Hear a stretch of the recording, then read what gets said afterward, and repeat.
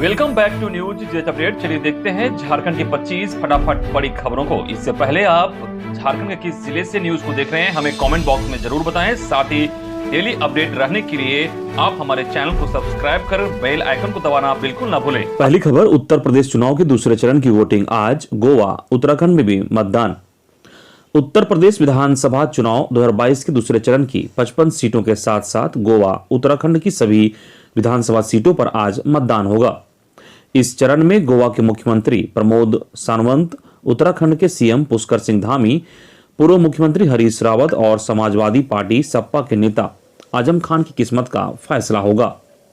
उत्तर प्रदेश विधानसभा चुनाव 2022 के दूसरे चरण में 9 जिलों में वोटिंग होगी। बता दें कि प्रदेश में 7 चरणों में चुनाव होना है। दूसरे चरण में राज्य के 9 जिलों सहारनपुर, बिजनौर, मुरादाबाद, संभल, रामपुर, अमरोहा, बदायूं, बरेली और शाहजहांपुर की 55 सीटों पर वोट डाले जाएंगे।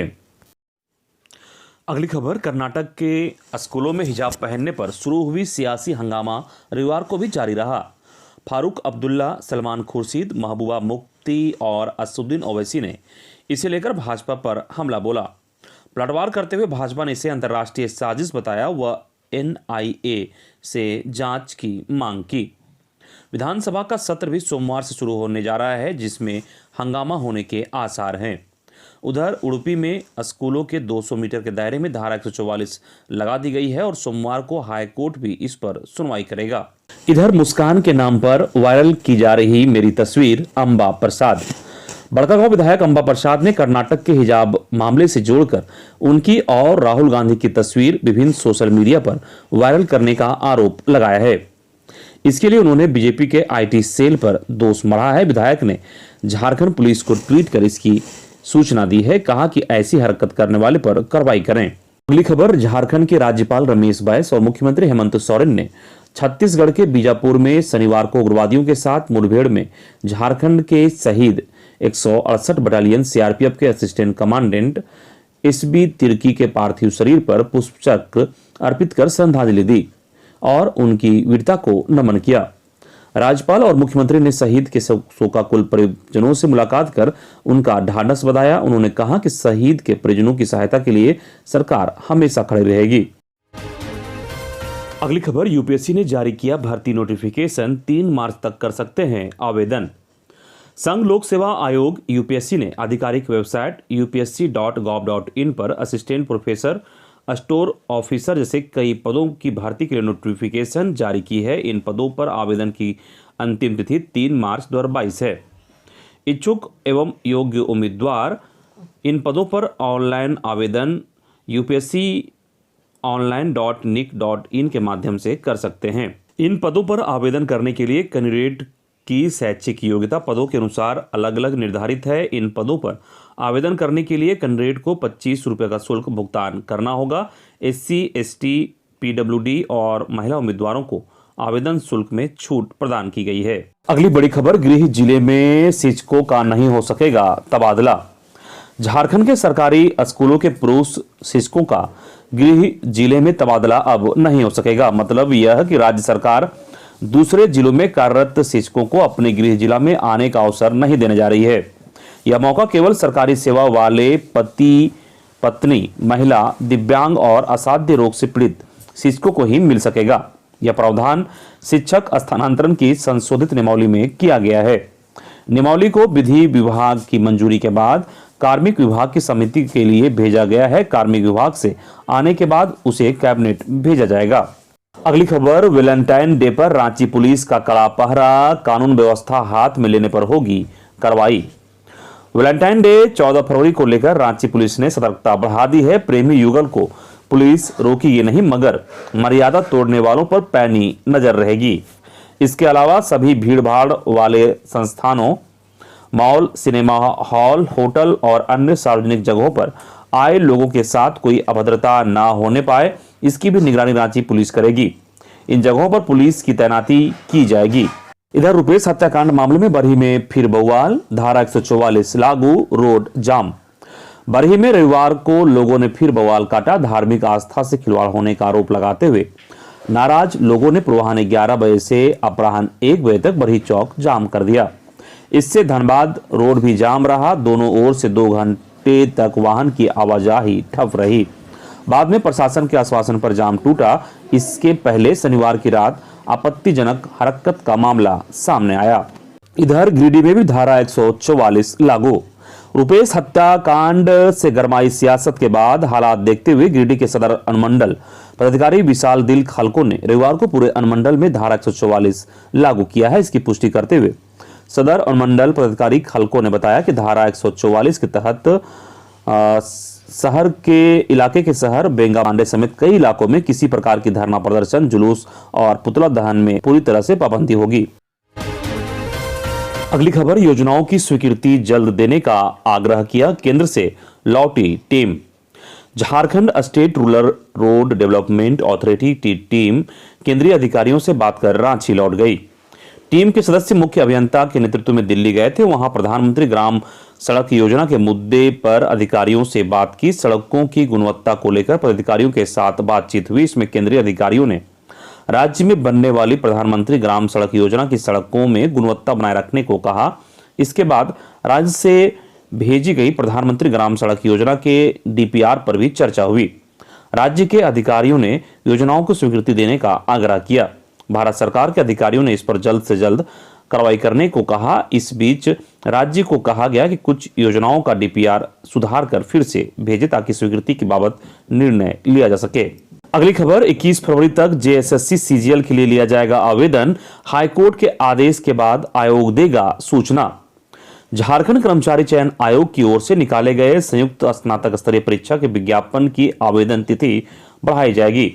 शुक्रवार को उम्र सीमा कट ऑफ मामले में हाईकोर्ट में सुनवाई हुई थी। इस सुनवाई के ऑर्डर की कॉपी के अनुसार अब संयुक्त स्नातक स्तरीय परीक्षा में शामिल होने के लिए 21 फरवरी तक एप्लीकेशन डेट बढ़ाया जाएगा। उम्मीद लगाई जा रही है कि आज झारखंड कर्मचारी चयन आयोग इस बाबत नोटिफिकेशन जारी कर दे। कोर्ट ने अपने ऑर्डर में आयोग को कहा कि एप्लीकेशन डेट बढ़ाने की सूचना नोटिफिकेशन के अलावा 4 प्रमुख अखबारों के माध्यम से भी दें। अगली खबर, आदिवासी संगठनों की मांग, भोजपुरी, मैथिली, मगही, अंगिका को नियोजन नीति से हटाया जाए। संयुक्त आदिवासी सामाजिक संगठनों की बैठक जनजातीय एवं क्षेत्रीय भाषाओं के विषय पर सरना भवन नगरटोली में हुई, जिसमें झारखंडी भाषाओं को तत्काल लागू करने की मांग की गई। भोजपुरी, मैथिली, मगही, अंगिका को नियोजन नीति से हटाने की मांग रखी गई। बैठक को संबोधित करते हुए निरंजना हेरेंज टोपो ने कहा कि सीएनटी एक्ट में आदिवासी हितों में खरीद बिक्री के लिए थाना बाध्यता समाप्त किया जाए। आदिवासियों के लिए जाति प्रमाण पत्र बनाने की प्रक्रिया शिथिल की जाए। इधर भोजपुरी, मगही और अंगिका भाषा को राज्य सरकार द्वारा झारखंड में क्षेत्रीय भाषा का दर्जा दिए जाने की चिंगारी अब झारखंड के कोने कोने तक पहुंचने लगी है। इसी क्रम में रविवार को बुंडू राहे गोमदा मोड़ मैदान में झारखंडी भाषा संघर्ष समिति के आह्वान पर सैकड़ों गांव के ग्रामीण पहुंचे। सभी हाथों में तख्ती लेकर राज्य सरकार के खिलाफ नारेबाजी की। इसमें भोजपुरी, मगही और अंगिका भाषा का विरोध किया गया। नेता जयराम महतो ने कहा कि यह लड़ाई न नेता न पार्टी, पहले झारखंड की माटी की लड़ाई है।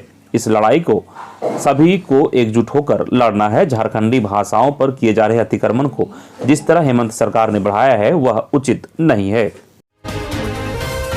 अगली खबर, पंचायतों में मार्च तक पेंशन योजना का होगा सोशल ऑडिट। सामाजिक सुरक्षा विभाग झारखंड की ओर से पेंशन योजनाओं का वार्षिक भौतिक सत्यापन किया जाना है।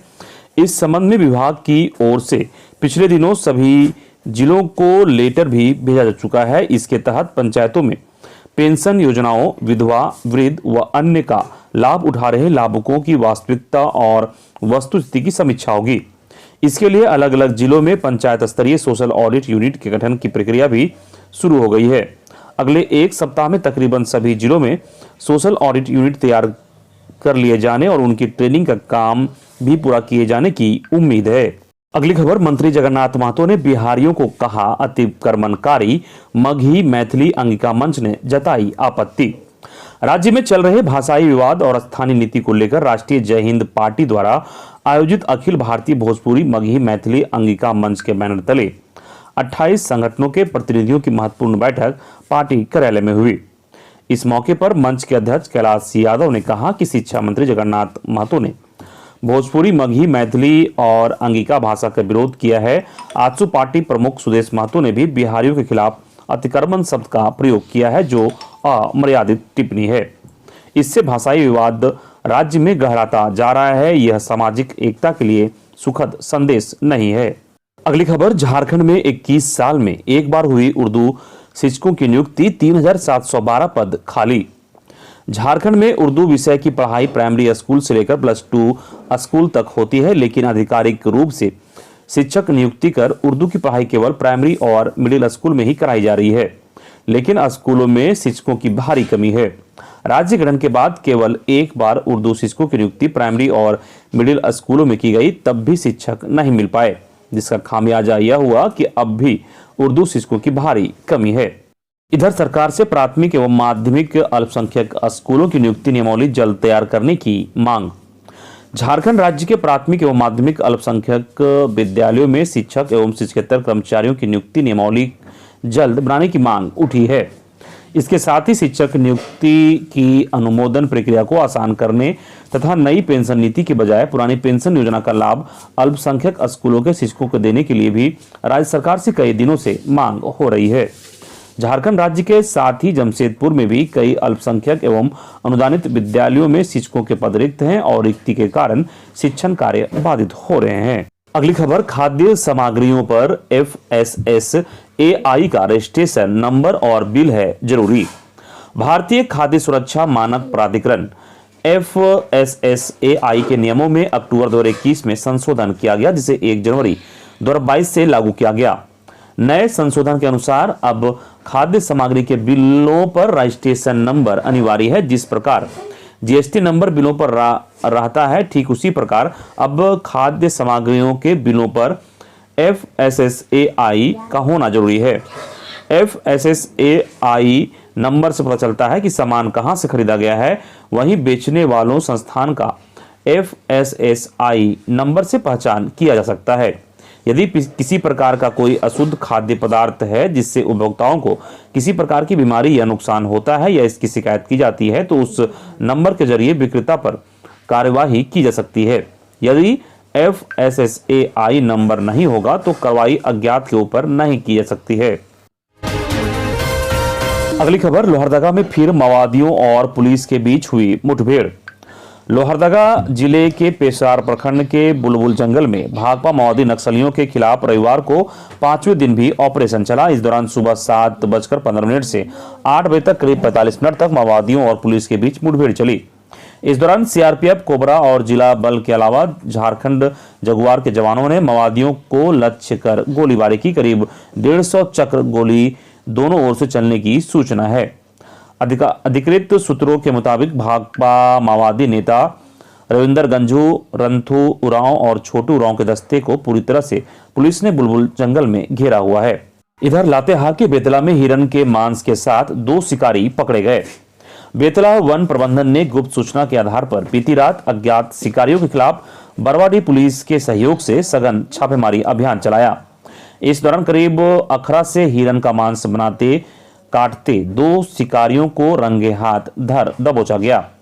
इस संबंध में रेंजर प्रेम प्रसाद ने बताया कि बीते शनिवार को बेतला के जंगलों में अज्ञात शिकारियों द्वारा फंदा लगाकर हिरन का शिकार किए जाने की गुप्त सूचना मिली थी। इस संदर्भ में वन कर्मियों की विशेष छापेमारी टीम गठित कर क्षेत्र के विभिन्न गांवों में शिकारियों के संभावित ठिकानों पर सघन छापेमारी की गई। इधर गोड्डा में आंगनबाड़ी वर्कर्स यूनियन ने मांगों को लेकर किया प्रदर्शन। गोड्डा जिला मुख्यालय स्थित अशोक स्तंभ पर झारखंड प्रदेश आंगनबाड़ी वर्कर्स यूनियन जिला इकाई के बैनर तले जिला अध्यक्ष माया देवी की अध्यक्षता में प्रदेश कार्यकारी अध्यक्ष बालमुकुंद सिन्हा के नेतृत्व में आंगनबाड़ी सेविका एवं सहायिका की बैठक हुई। बैठक में निर्णय लिया गया कि आंगनबाड़ी सेविका व सहायिका के लंबित 9 सूत्री मांगों को लेकर लागू करने के लिए मुख्यमंत्री हेमंत सोरेन को लगातार पिछले 2 वर्षों में लिखित पत्रों के माध्यम से ध्यान आकृष्ट कराया गया है। 2021 में मुख्यमंत्री आवास का घेराव भी कराया गया है, किंतु यूनियन के साथ कोई वार्ता नहीं हुई। इससे यूनियन के प्रतिनिधिमंडल में आक्रोश है एवं वादा के अनुसार छल व ठगी की भावना उत्पन्न हो रही है।